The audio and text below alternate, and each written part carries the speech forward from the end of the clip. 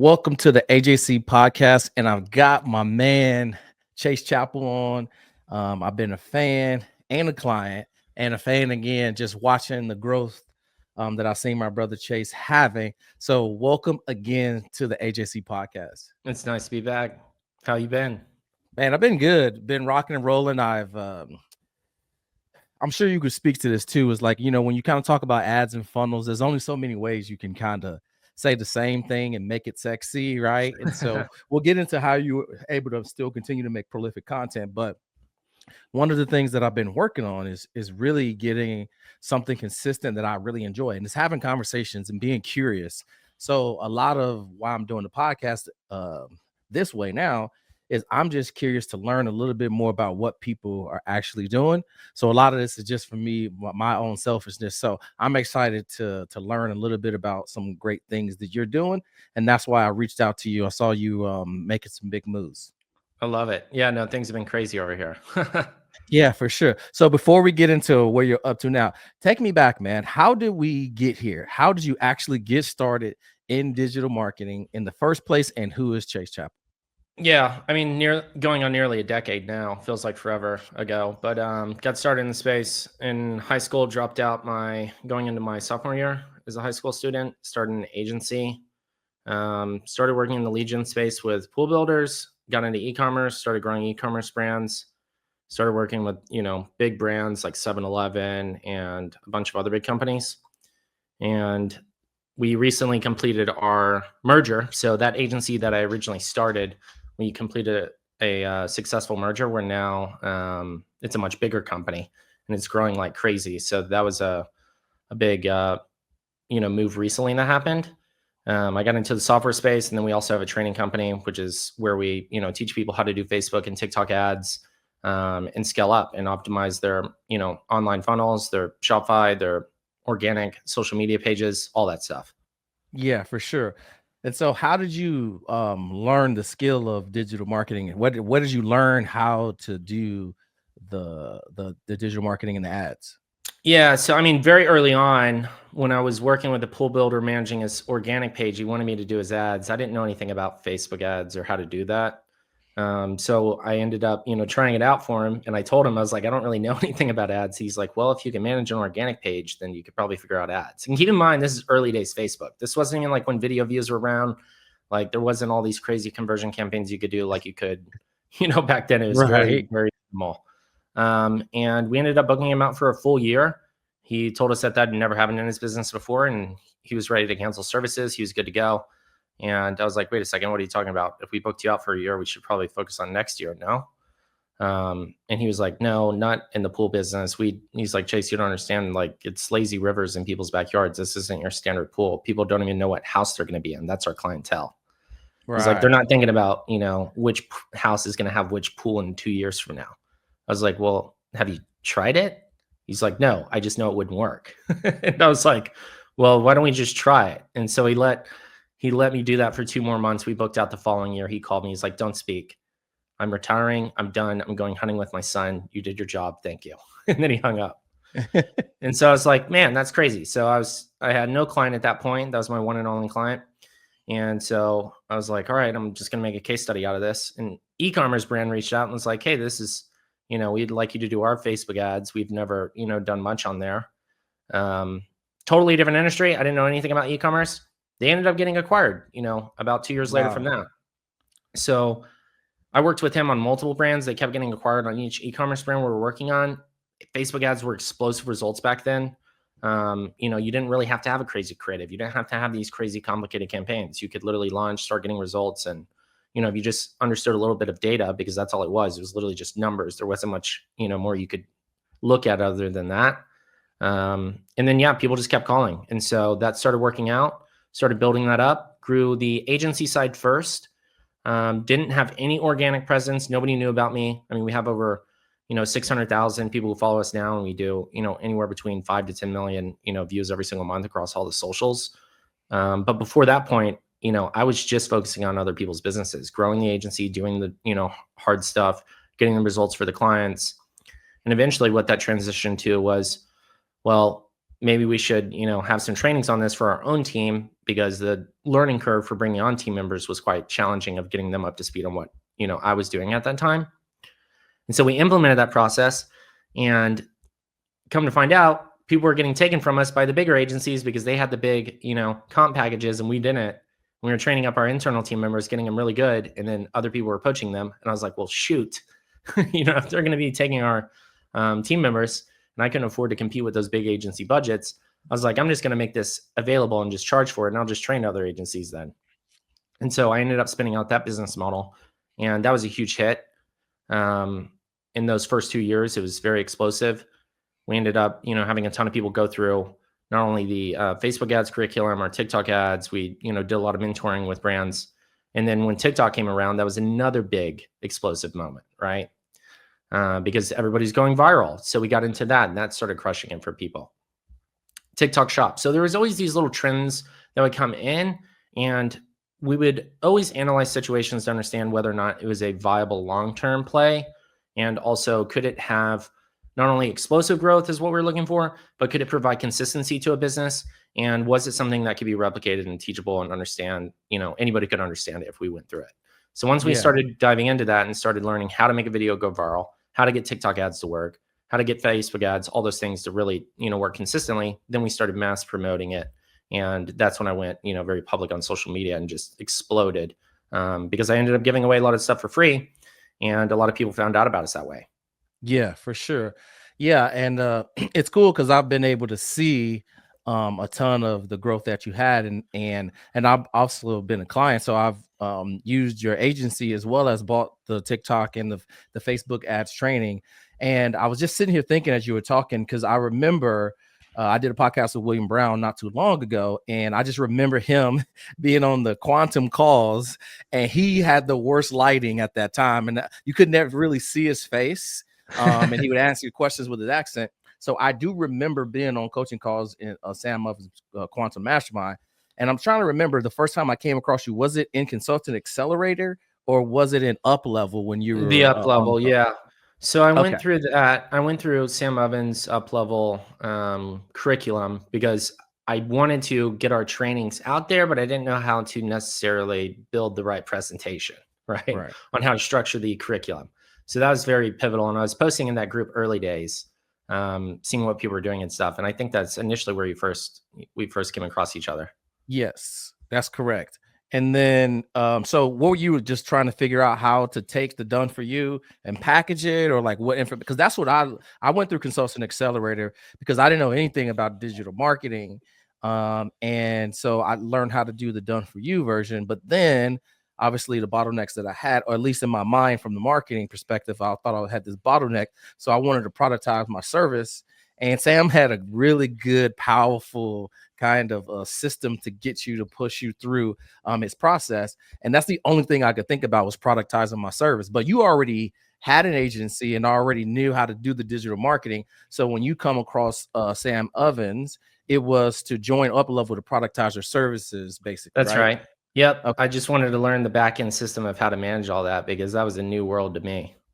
Yeah, for sure. Yeah, and then how to sell it, right? Because you're used to recurring, and then you don't realize that you got to start at zero every single month, and then create the product. And like, how do you either ascend the clients that you have into the done with you, or how do you even start selling it? Because it's a different conversation with just like, hey, I'm gonna give you this portal and log in and setting all that stuff up. That was really a game changer when he taught us how to use Kajabi and to put all of that stuff in there. The way he broke it down that you was like just create week one and then start selling it. I would have never thought about that. Like I knew already what to do, but when he was like, you need to sell it before you build it, that was a paradigm shift for me. That was huge. I don't know about you. No, that was great. I ended up getting on Kajabi. Ironically enough, I ended up becoming the #1 seller on Kajabi in DFW. They reached out to me. I went to an event with them, and then I ended up becoming really good friends with the president of the company. And then he ended up becoming a client of ours. So it's like, there's so many things that came from like, beginnings like that, where you get introduced to softwares or you learn things and, like Up Level, and then later down the line, it comes full circle. And now we're doing stuff with the, actual company themselves. It's so crazy. Yeah, for sure. So with your business right now, I know you got these three components. Which one are you focusing on the most right now? You got the agency, the software, and the training platform. Like, how does that all work together? Are you just the entrepreneur that's having the meetings and you're running the ship? Do you got a COO? What's your team look like, and how does the business run on a day to day? Yeah, I mean, it's definitely a lot of work. The agency is, what originally marinated from the merger was my online persona was outpacing my backend systems. So this was becoming an issue where once my social media following and all this stuff started taking off, we were getting so many inbound leads that we were actually turning people away because we niched down so specifically with our agency at that time. I only was focusing on Facebook or TikTok ads. We didn't do Google, we didn't do email, we didn't touch your website, we didn't do creatives. And these bigger companies started reaching out because of what they were seeing, the content I was posting. And they're like, hey, we want your Facebook ad services, but we also need email, Google, website, all this other stuff. And these were really large accounts, and some of them we couldn't service, so we'd turn them away. And then we were getting a huge inflow of, mid-tier clients where we couldn't even handle them because we only focused on that one service, right? So that was a lingering thought in the back of my mind that I was like, this needs to be solved. And because we had so much inbound, it was kind of like, we're missing out on opportunities for sure. But I Right. knew trying to build out those additional systems in that agency was quite challenging. I wasn't a Google Ads expert. I only stick to what I knew. Um, we could hire people for it, but if we brought on one person and it went really well and we started getting enough clients, as soon as that person would leave or something would happen, we hadn't gotten that to a point where it was self-sustainable, right? So each time I tried to go into a different like space with the agency to try to add on to it, it wasn't clicking. And I knew that was just something to do with my knowledge barrier. So at that point I was like, all right, I'm just going to stick to what I know. And I just had that thought in my back of my mind. As soon as an opportunity presents itself of something that I can latch onto that I know would make sense, I'm gonna, I always had my eye out for something, and I didn't know where that Right. would lead. Well, I ended up going down to South by Southwest in Austin, and to take a step back from that, I was raising capital for my software company, a totally separate business. I ended up coming in contact with an agency owner that had partners, and he was interested in investing in that. Well, that guy, Nick, passed on the deal. And, that following week, I ended up going to Austin at South by, and I stayed in a house with somebody that I knew. And then there were some other people there. Come to find out, one of the other guys that was staying in that house was the business partner of Nick for that Mm. agency. And they were a full service agency. They were crushing it. They were growing at astronomical rates year over year, huge percentages. They're hitting Inc. 5,000 every year. And their backend was incredible. And I was in this house with him for a week, and I was like, man, I didn't even know y'all were business partners. And I was getting to talk to him. I was, naturally curious about the back end, asking him questions, starting to do a deep dive. And the more I started to, realize like how well that system was, and, realizing there could be an opportunity here for, a partnership or something, right? And he was on a phone call talking about acquiring agencies, and he's having meetings about it because he was looking to acquire. And I brought up the idea of like, what does that process look like? And we started talking, and, a merger made the most sense where we could merge the companies. I could, then have a way to service all of these accounts because their, results and backend is so good. And Right. it's also a huge win for them because they don't have, the pipeline of people always reaching out like I did. So it seemed like a match made in heaven. And so we ended up doing due diligence for a long time, about 6 to 8 months, and, kind of audited each other and see if it's like, everything checked out on both sides. And it did. We merged, and, that was a big thing for us. And now that's soaring even faster. So it accelerated everything. And then now what the main focus is, well, we have that working where, inbound clients are coming in, we're able to service them, we're able to grow, we're working with huge accounts now and so many people. And so the mentorship also is equally doing, crazy numbers. We just came off a record month, and we're opening up a huge HQ here in Dallas, Texas, where we're going to have the events. We're going to have, people in-house because, as you know, COVID and all this stuff, everybody went remote. And I don't know your perspective on being remote, but it was fun in the first like year or two for us. But I realized like, if you're really going to build a juggernaut, everybody's got to be together. Yeah, synergy is a very important part of doing something big. And then these amazing accidents happen. They always talk about this. There's always like I think with Google, where they figured out something, the guys were like shooting pool and they came up with this idea for like Google AdWords or something crazy like that. Or like Apple had this one little like playroom where all the ideas came from, where guys were just kind of playing around with ideas and testing out stuff. So definitely, if you're trying to do something amazing, you need to have a place where everybody can be creative in the same spot, because then you can take action really fast. So with all of those things you're doing, I came into the space, agency, to the done with you coaching, and then to the SaaS. And in my opinion, at first I was like, okay, agency is the best model because it's recurring revenue, it was consistent, it's easier to sell, right? You can get to 10K a month really, really fast. Very But fast. then the limits of that where you're selling your time. And then the done with you, right? I love that because it was super profitable, but the challenge that you have with that is every month you start with zero, it's harder to sell.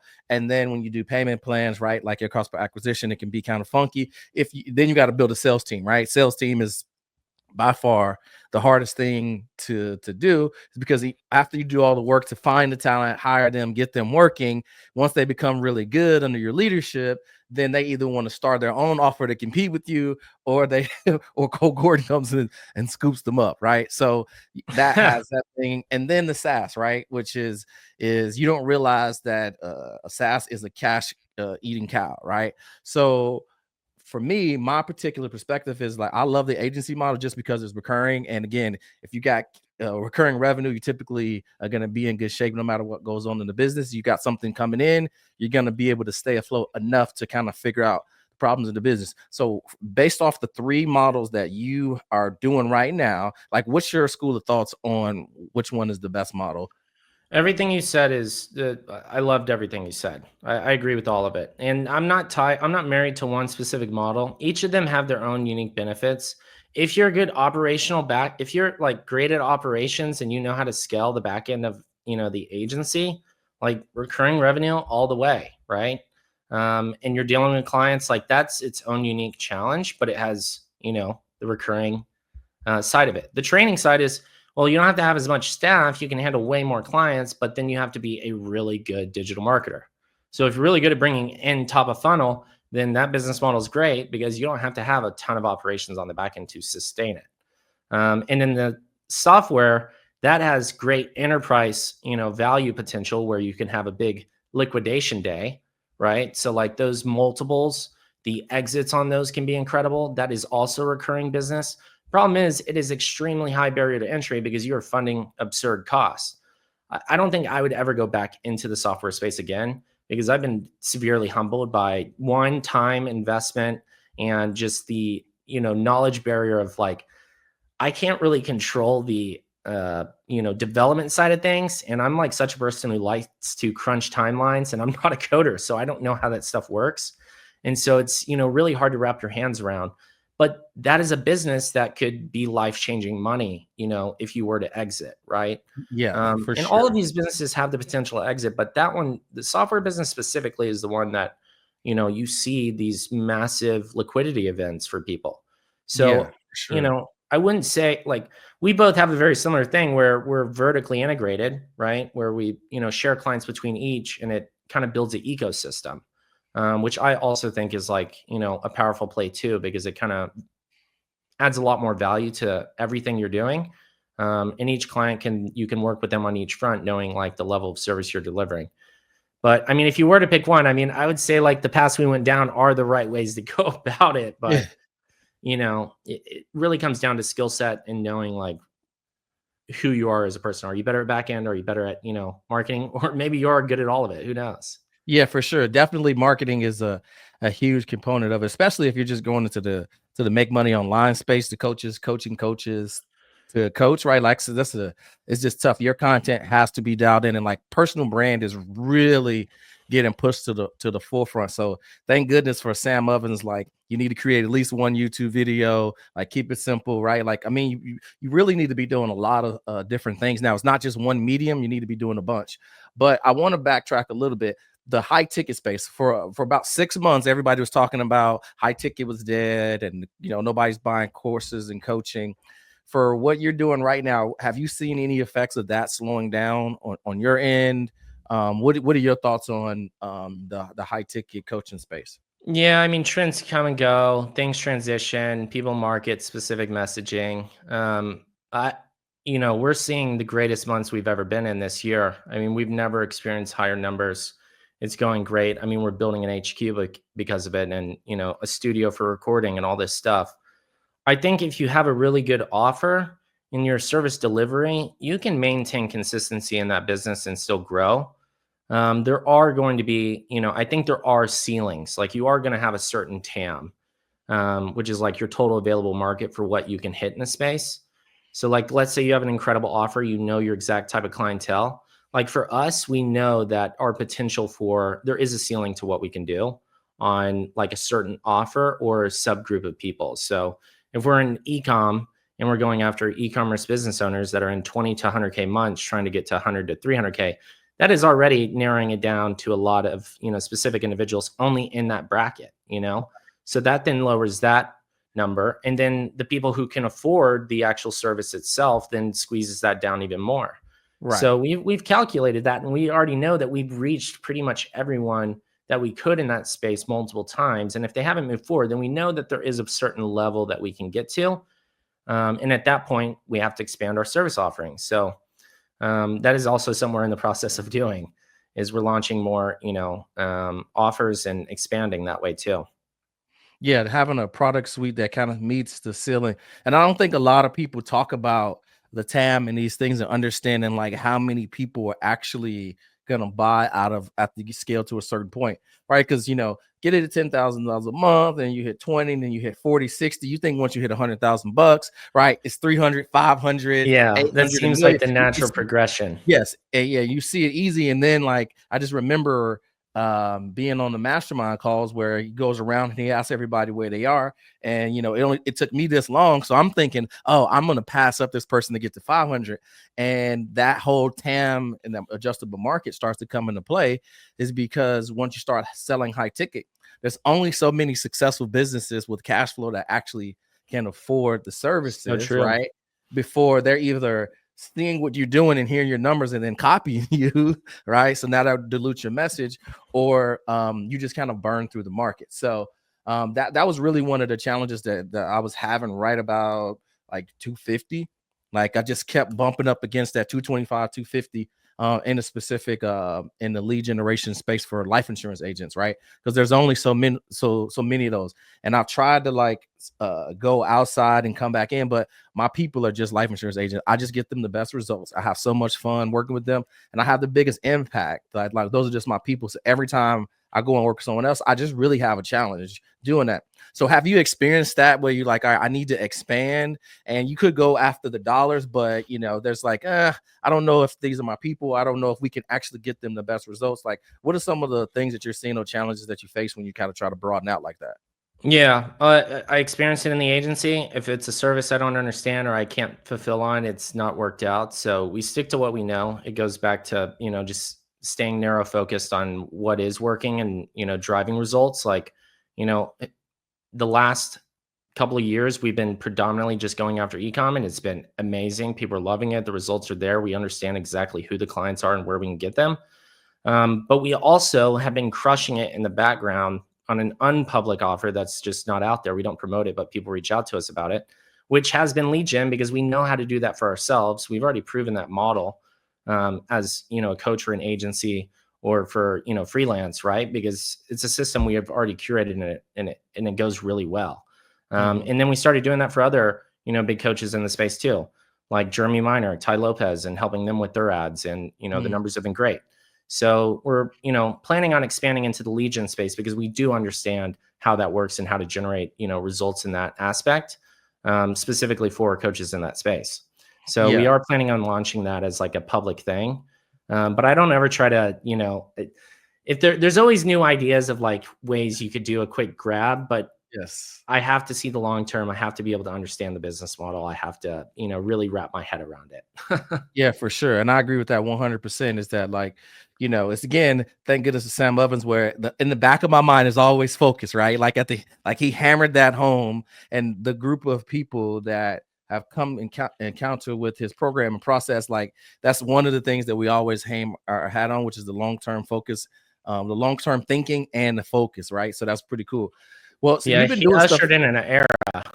Yeah, he really did, and I liked it because it was like he did the opposite, right? At the time where, you know, it was like Russell Brunson and ClickFunnels was at the height. And it's so funny. I see some of these younger guys that make fun of Russell Brunson and they're like, oh, this dude is trying to be like Alex Hormozi. He'd never be this. And I'm like, you guys don't even know who He's Russell the backbone. Brunson. Yes. Yeah, he's the backbone of the whole marketing space. And I remember Alex Hormozi, you know, kind of sitting under Russell Brunson. But at that time, Sam Ovens, he went the opposite, right? He was like, nothing flashy. It's gonna, you know, use long form copy that's just like an essay, and he just went the opposite, making fun of the gurus kind of space, and that really cut through all of the noise. It did. So, and it attracted serious individuals, which I think was a big part, you know, point in that. And you would cancel. You kind of had the horse blinders on whenever you're going through that process with them. Because a lot of people came out and they were laser focused on one thing. And I've seen so many people come out of that thing that are just big players now. It's crazy. Yeah, it is insane. Like I was like William Brown just blowing up and just his book and like all the stuff last year. And I was talking to him and I was just amazed at some of the big time people that have come through there. Well, you've been doing things at a high level for so long, but along the way, as you kind of growing and stuff, there's also some lessons, some setbacks that you learn from to kind of, you know, go through this business, right? That kind of makes you a better entrepreneur. I think they say that rough seas makes a great sailor. So what are some of the biggest challenges or lessons that you kind of learned if you had to overcome some stuff in this business that you like, okay, this one is a big lesson to learn that it's never going to happen again, or you learn something that's helped you to scale your business to where it is right now? Yeah, I think one of the big lessons was not going too long on, like, if I knew I could grow the agency, I had the clientele, but I just couldn't figure out the back end. Like, I wouldn't have stressed over that so much on like me trying to figure that out. I should have just either brought somebody in, either had an equity partner or something to like get that going. It wasn't until the merger I realized like that was the answer. Yes. But I wouldn't have known that before. I wasn't interested in selling. I wasn't interested in acquisitions. I wasn't interested in mergers. I was just like, this is the agency. It's going to stick with me. It's just going to keep growing. But it had its problems operationally, trying to figure that out. And I think I sat a little too long on that where, you know, now it's great. But if I brought in a partner or somebody, I wouldn't have been afraid to do that. Knowing that if I had found the right person or the right piece to that, that would have helped, you know, accelerate it even faster. The other thing was, you know, timing is everything too. Like, you know, I wanted to jump too quickly to certain things when it was better to wait. Like I wanted to do, you know, social media maybe earlier, but if I'd done it too early, it wouldn't have played out. If I'd done it too late, it probably would have been much harder to get into. So kind of knowing when the right time is to, you know, expand is like a big piece of this too. And it's not always super straightforward, but it all comes down to planning. Yeah, for sure. Yeah. So, you know, knowing when you kind of bumping the ceiling on your expertise and you need to bring in fresh set of eyes or somebody else that can help you. Because the thing is that we end up being the genius of everything. And that just gets exhausting, right? It's like you're the magic for the sales, the marketing, the lead gen, the back end, the customer service, retention, like all these things. And there's only so many things that you can handle in a day. And after a certain while, like you just don't have enough time to reinvent and like innovate on certain things. So you got to bring people in. And I think for me, hiring client success managers is really what helped me to blow up. Somebody else that can like help stay connected with the clients, get to them fast, to just touch base with them. If they had a problem, we can get a resolution or at least hear them out, right? And then come up with solutions really quickly with somebody else that was just focused on, here's what we need to do to help our clients along their journey so that they can get the best results, which then turns into more testimonials and easier clients for us. So once I started implementing having a client success person, man, that was a game changer for me. And I waited so long. I was so against it. I was like, no, I didn't. And I'm like, I'm an idiot. Why did I wait so long to do this? 100%. There's always little things that we can get hung up on that seem like, you know, we got it figured out, but then the person comes in and it's like, man, that was so much better. Yeah. So last question before we get to to the new space that you have. So I saw that you got a Lambo, which was like absolutely insane. And so knowing what you know now from having it, and I know like how you think is like, I'm going to get this is going to do X, Y, and Z. Now that you have it, is it what you thought it was? Did it live up to the hype? And then No. did the changes that you had, the changes that you thought before you had it, like my content is going to go through the roof, I'm going to get 1 million views or whatever you thought before you had it, did that it actually end up paying out? Or now you're looking at this thing like, okay, what do I do? What's been your perspective of having that car? First of all, what is it? And yeah, then, so it's a Lamborghini Huracan. It's super fast. It's cool. But, you know, leading up to that, it was a checklist item to like just like experience it, right? But once I got the car, like the fun was kind of over pretty quickly. I sunk a lot of cost into it too already. Like I bought I wired cash immediately for the car in full, got it. It was fun for like a day. And then, after that, it really didn't do much for social media. I maybe put it up in like a couple of posts, but it didn't change whether or not, I got more business. It changed how like, people in person would talk about it, or like, they would introduce me and be like, by the way, he's got like this, but it never changed the dynamic of earning more deals. It didn't have like a huge impact.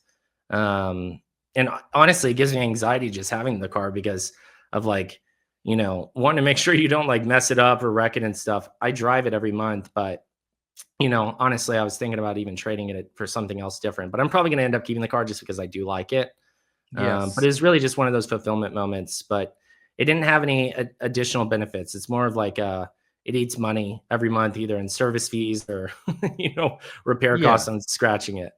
Yeah. So I'd be remiss if I didn't do this, because I like to talk to the young guys that like they fall into, and nothing against these guys, but the Miami guys that like post a lifestyle and they got SVJ, a Bentley, and a Rolls Royce Phantom, and they live in a $30,000 apartment. And these young guys are just trying to find somebody to follow online. And I mean, I'm not knocking it, but I mean, what's your advice to the young guys that are trying to get into this space to try to make some money, maybe to take care of their mom, or just to get a nice apartment to try to like up level themselves? Do you think that like, you really need some of that stuff in the beginning to focus on? Like, I think that's going to be the driving the piece of it. Like, what do you think? Yeah. I mean, I don't want to flip sides here, but it would be wrong of me to say that you shouldn't have like goals or, some materialism and play with that, because it is cool. It is fun to drive a Lamborghini. It does turn heads. Like, it is just one of those things that, most people don't get to experience. So it's 100% worth it in that aspect. Right. In terms of advantages to the business, not necessarily there, but what it does personally for you, like, one, it's going to make you feel better. Two, it's a badass car. It's fun to drive. Yes. And three, like, knowing that you were able to do that is a big thing, right? Like, knowing that I, wired directly. Some of these guys are doing all these leases and all this crazy stuff. It blows my mind that people would do that. And have, so many different cars on these like monthly payments. It's a total waste. Like, I waited until I knew I could just outright buy the car, because I knew I didn't want to have no, crazy expense on that thing. But it was 100% worth it in that aspect. Like, it was an attainable goal that I was going after. Got that. And, an office was one of those things too. Buying, my own like condo or house. That was another big goal. Achieved that. So like, you definitely do want, aspirational goals and things that you can achieve on your own, because it is going to make a difference for your mindset. It's going to make you feel better. You're going to be more, maybe not more confident, but it does make a difference. It's a reminder of the success that you're having right along the way. Yeah. So you do need to have those trophies. And again, like I said, I'm not knocking it. Like, I've looked at both sides of it, but sometimes I mentor this young kid. He thinks, sometimes he thinks that if he just gets the car, like that's going to be the thing that helps take it. And it's like, it's usually not one event. It's a lead up to a bunch of things, but you also don't want to like not have a bunch of stuff and then go into debt trying to chase and get one of these cars thinking that's going to help take 10 extra business. You know what I mean? That's one of the things that I feel like is the myth, is that if you get the car, right, that's going to make you get more clients in the business. Definitely will not impact business. I've seen it firsthand. Unless you're like selling an everyone offer and like you're just like getting any average person who thinks that's cool, then it might work. But for the business that we're in, it's, that's not going to make a difference. For sure. So let's talk about what you're up to now, man. I mean, you just announced some things on social media that's super exciting. So what led up to this, right? Like kind of set the stage for what you're doing, the vision, and then ultimately what that process looked like, how long did it take, and then you finally pull the trigger and what's next? Yeah, I mean, we're in a juggernaut phase. We're trying to blow up the agency. We just passed 100 team members now. They got the operations down. I'm, mass marketing on that side. That's going great. The, ads mastery, which is what we're, branding the training company under. We're building an HQ because for the longest time we've been remote as a team. Everybody's here locally because we've done, all of our staff has always been where we live because we find better culture that way and better results. And we wanted a space where we could not only record content, but, I have my office here in my condo, my private one. And, I went through this process of buying the building, my condo building, and then redesigning it, having everything custom done in every room. And just with this, already am fatiguing on the same background. So one, we need more studio space for, podcasting, YouTube content, different backgrounds and settings. So that way, we have more creative space. And then we also want to do events. So we've never done events before. I know that you're doing them and they're going well, right? But we want to get into the event space where we can have people in the building, meet up at a location. In the DFW Dallas area, there's a lot of people in this space, but it's not like a Miami or a California where it's just as many of the players, but it's fragmented. And Miami's really dense and everyone's there. California and a very Los Angeles, it's very dense. Everybody's there. But in DFW, we have just as many people in this space, but nobody's really connecting on a level. So I kind of want to bring the community, to where we can have the events, have the networking happy hours, have people at the office space, and have our sales team locally, have our account, success team locally, having everyone here in the office playing together, because then we can scale even more and achieve better results. And we did this design build out. It's all custom done. The building's custom done.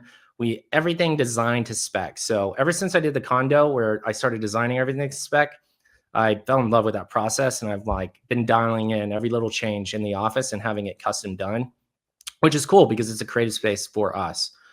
So we're expanding. It gives you another creative outlet too, right? To sharpen that creative touch in your mind. And then it gives you a little freedom from just working on the digital things in the business where you're kind of doing something physical where you're still doing that same ideation, right? Creation and turning it from mental creation to physical action. 100%.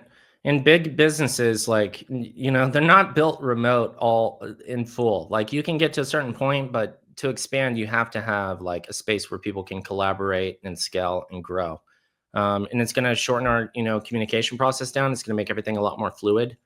And we've involved the team, the entire process of designing and everything, and everybody's stoked about it. So we're going to have events coming soon, and then we're going to be launching our lead gen offer fairly soon as well. And, rebranding and everything and just going live. And this is where we're going to have another YouTube channel where it's going to be the unscripted version because I recently passed 100K subs on YouTube. Wow. That's huge. Yeah. So that was really exciting. Same feeling that's the same feeling as the Lambo. If anybody, it's good for a day. It's good for a day. The chase to that is a lot more fun. Yes, that's the thing. So hold on. I think that's important. I think that the narrative coming from that is if you just go for the achievement, but you don't really love the journey, it just becomes this empty thing where it's because I was realizing that when I was 100K, 500K, $1 million a month, I'm well, the numbers just continue to go. So I'm is it making me more happy? I'm well, no. I'm well, I've got to start to enjoy some of this because I'm sacrificing hours of my life doing this for 12, 16 hours a day, 6 days a week. I'm going to have to love some of the process to get some fulfillment from that, not just another goal, because you can always create another goal. It's like numbers, you can continue to add another zero. So have you learned to kind of fall in love with a little bit more of the process, right? After learning lessons from, hitting 100,000 subs, getting a hurricane, that, it's more in the journey. The prize is good, but you also got to, celebrate the journey that you're on. Yeah. We celebrate the moments. The chase is 100%. The process of getting there is 1,000 times more fulfilling. You just have to keep moving the goal meter and eventually you start it I always set goals in the beginning, thinking of what that would feel like or where we maybe how much fulfillment I would get out of that moment. Where I was like, man, if I just had this, life would probably be great. Right. But after I got this, I went and I was trying to find my notes for like where I wrote that down, because I wanted to take like a photo from like 2015 when I wrote down I wanted 100K subs when I had 0 subs. And I found that notepad and I was looking at all the goals I'd written down. I was like, wait a second. All of these goals have been hit. I was like, man, when was the last time I did like another sit down of like, where are the goals leading up to, the next big thing? And it's kind of like a bittersweet moment, because it's like, man, I kind of achieved everything that I wrote down back in those years. Mm-hmm. You do have to move the milestone marker where you're going, but you also have to understand why you're doing it to begin with. And the space is one thing. Like, we don't need an office building, but we want to do it because we want to be more collaborative and have more fun while working and growing together. And we want to do these big YouTube things where now that we've gotten the 100K, we know the routine for that, but we also really enjoy, like, what people see from us online is a very scripted version of who I am and who the team is. We found ourselves in a situation where we would have either clients or people would meet us in person from social media, and they'd be like, guys, y'all are totally different than what your online persona is. You guys seem like, like just analytical, like straightforward nerd guys that just talk about this. But like in person, they're like, man, y'all's team is awesome. Y'all are fun to hang out with. Y'all do crazy stuff. It's like really cool. And it's a totally different vibe. And nobody sees that online. I think that's like, maybe we need to bring that to where what you see is like what it is, right? One of those things is bring people in and, showcase what that environment is like, so people can tour, can hang out with us, can do things with us, and have a collaborative space, have the events, do those things. And then we'll have the unscripted YouTube channel where we're actually documenting the entire process of growing these things at the same time. So that way people can see what it's like. Because a lot of people don't document the journey. And as much as I think I've grabbed snippets over the years, but I haven't documented hours every day. And I want to get that content out there where people can see like what that is like. Because that intentionality is like, you can document it along the journey without documenting it. It's just showing what you're working on, right? It just makes it a lot easier. 100%. So we want to get that out there so that way more people can see what that process looks like, for sure.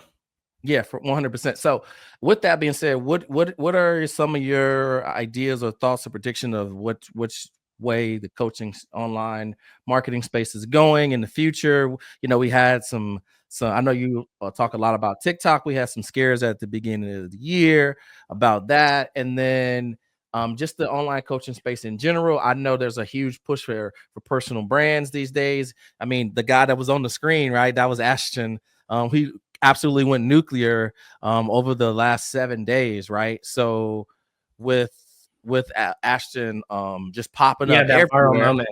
Yes, it's viral moments, but also Saratoga was a benefit of that as well. And drink companies specifically for us, like, if you just have like an energy drink and you're a high performer and your business is doing well, like you can get sponsorship with your personal branding. So are you really focusing on your personal branding more serious now? Like, we're getting a lot more. Yeah. So we're taking so I feel like I've hit my cap on, like, because I only talk about Facebook ads, I only talk about TikTok ads, or only Shopify, or only strategies.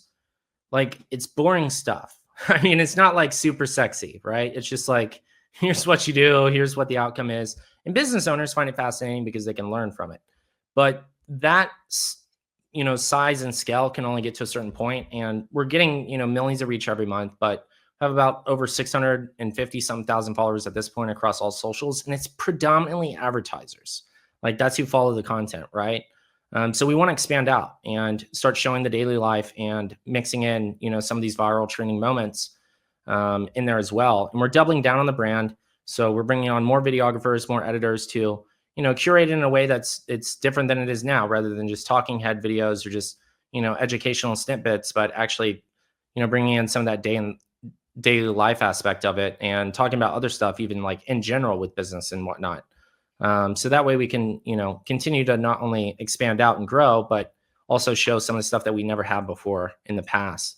So we're really doubling down on personal brand because it is definitely one of the most like lucrative and most powerful things you can do.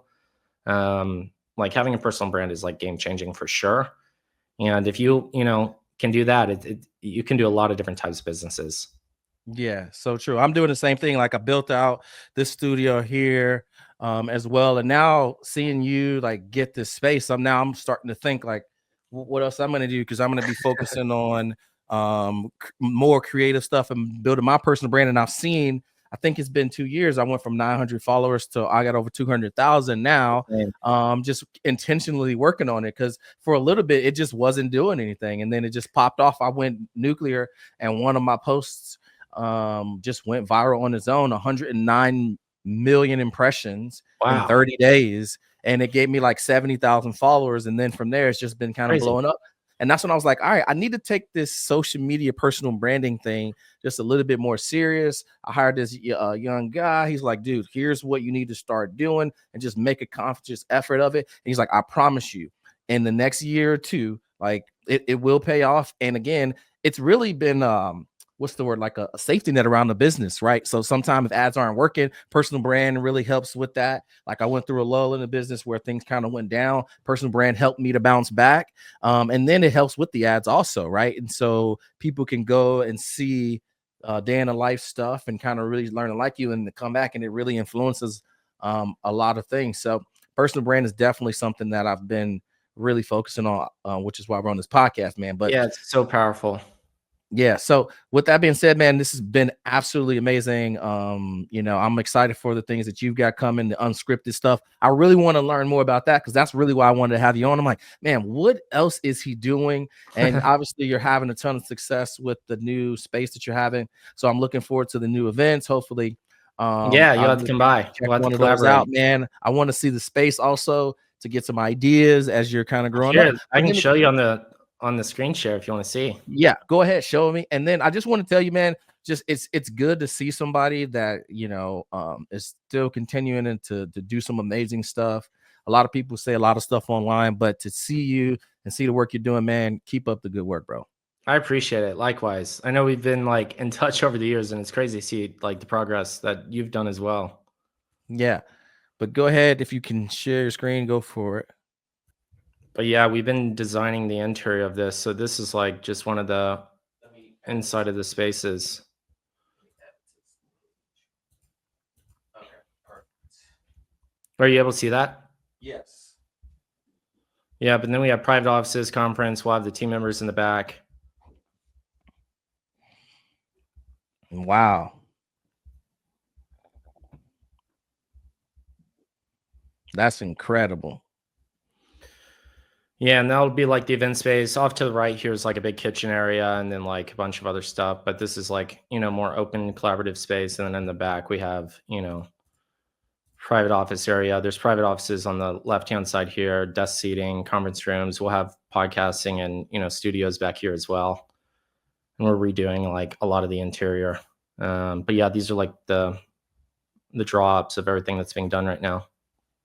Damn, that's incredible, dude. Kudos to you, man. That's huge. Congratulations, bro. Thank you. Yeah, no, it's exciting.